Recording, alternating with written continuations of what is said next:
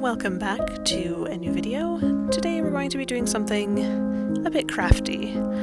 It is the end of the year, it is the holidays, and I didn't feel like doing anything terribly complicated, so I have some twigs that I pulled off a downed maple branch, I have a hot glue gun, and I have an old pot that needs something to go into it. I've also got some geodes that I broke open and have no idea what to do with, and some old paper from an author proof copy of mine. Well, actually I have several of these, but that I need to do something with these old proof copies, so I have pulled this one out and I have cut it down to origami size so I can do some crafting. I just set this up into my paper cutter, which is in the craft closet, and made sure that it was reasonably square-ish. It's good enough. This is an old proof copy of Speaker of Words, which I have had for years sitting around waiting for me to do something with, and I figured it was about time that I, well, did something. So I thought I would make a fun little scene, because origami is fun on its own, but it's more fun if I can have a little sculpture to put on my bookshelf.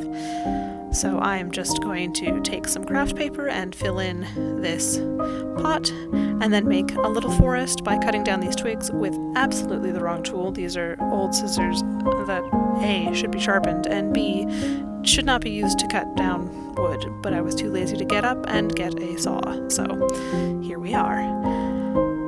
And I figured I'd make a little forest scene with a geode scrying pool, that sort of a thing. First things first, though, I have to relearn how to use a hot glue gun, because it has been many years since I have used a hot glue gun, and I have forgotten the knack of it. Don't worry, I figure it out. Eventually.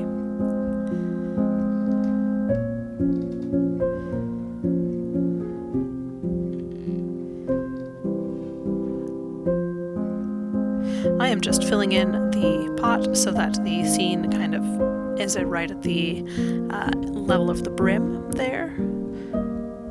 Is that the name? The pot brim? Whatever. The top bit.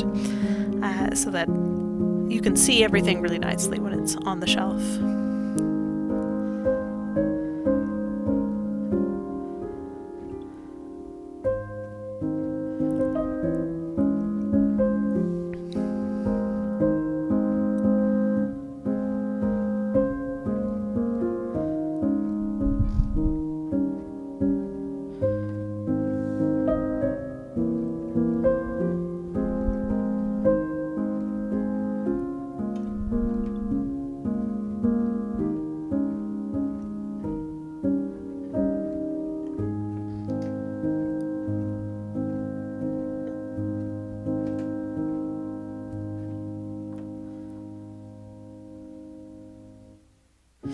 I tried to get multiple shots of this process, and I didn't realize, as I had set my camera up, that you couldn't see a single thing that I was doing because my entire arm was covering the process, and also I didn't frame it very well. On the left there you can see a bit of the stand holding my camera, so you won't see much of this angle, which is a bit of a bummer because it looks really cool otherwise.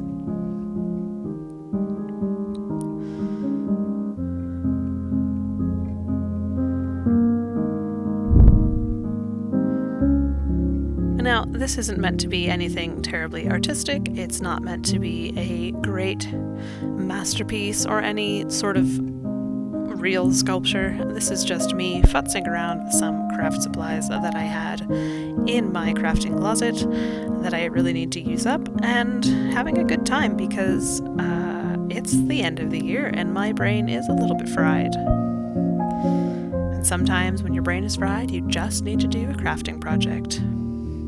This one happens to be the perfect size to fit on a bookshelf, so there you go.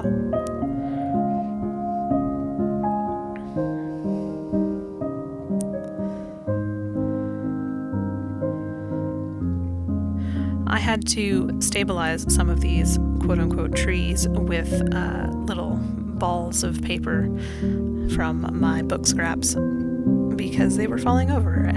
Craft paper is not the best base for this sort of a thing. I should have done it with clay, but I don't have clay because I don't like working with clay. So I'm just filling in gaps with some balled up paper, and we'll go from there.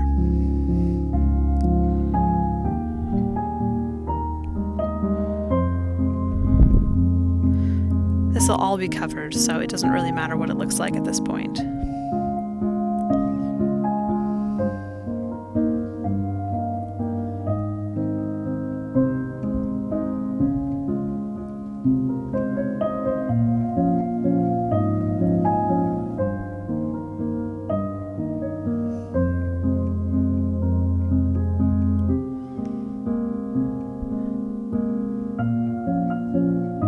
Alright, now that I have a decent base, I can make some ground covering. I'm just crumpling up some of the larger pieces of paper and then flattening it out so it's kind of a smooth, fabric-y texture almost. And then I'm just gluing that over top to put down a nice layer.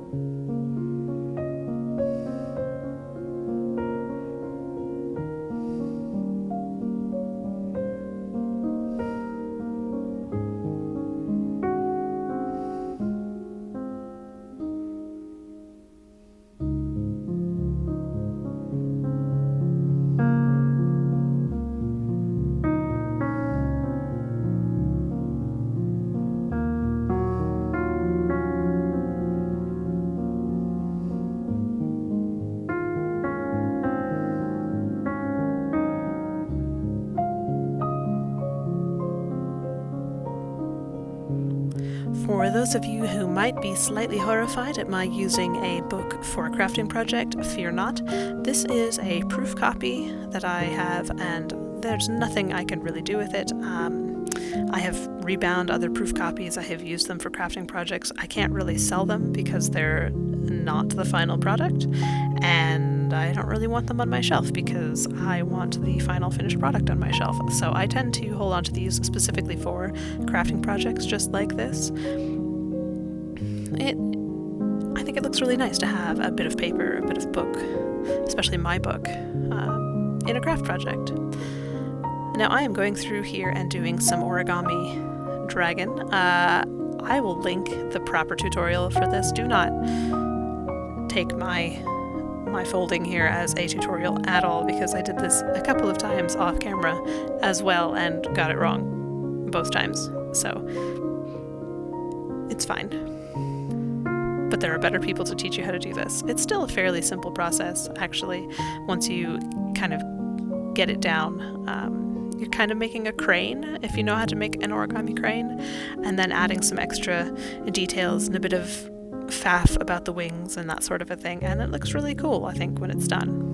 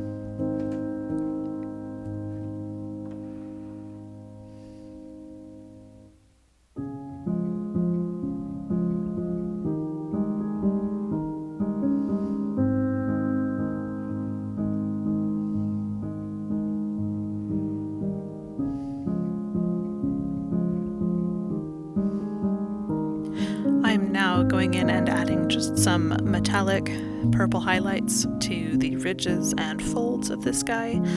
It just gives it a little extra depth, and I think it looks really nice in the finished product. You can't really see it on camera though, so I apologize.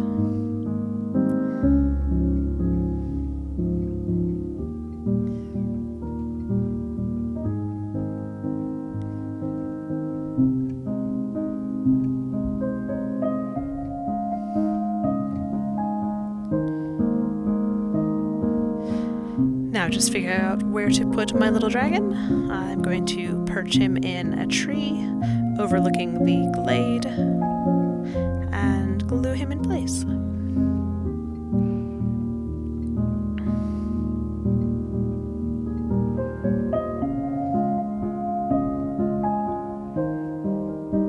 Now I'm just adding some extra crystal bits that fell off my geodes into the ground there. This is the part where I started thinking that maybe the forest ground was a little bit bare, a little bit plain. I really love how the paper turned out, but it needed something else. So I added some crystal bits. I added some gold, well, needle tatting thread technically, around the trees, which you can't see at all because I framed it so well. And then I found some beads and some river rocks in my crafting supplies and added those in. Now, I really do like how it turned out. I still think it might have needed something else besides river rocks and some beads. I added a second dragon that I folded off camera, and I think that looked nice, but probably could have used a bit of color, a miniature or something a bit bigger to fill in the gaps. Still, I think it's a fun piece, and I really like how it turned out. This is meant to just be a fun little bookshelf sculpture after all. A way to kind of reset my brain for the end of the year. Speaking of, I hope you have had an excellent year, and even if you have not, I hope you have had an excellent end of year, and I hope that next year is considerably better than this last one. I will not be putting out a video next week, just to kind of give myself a bit of a break, and I'm taking a bit of time off, but I shall see you first thing in 2026 with a reading wrap-up for 2025, and perhaps some more book crafts.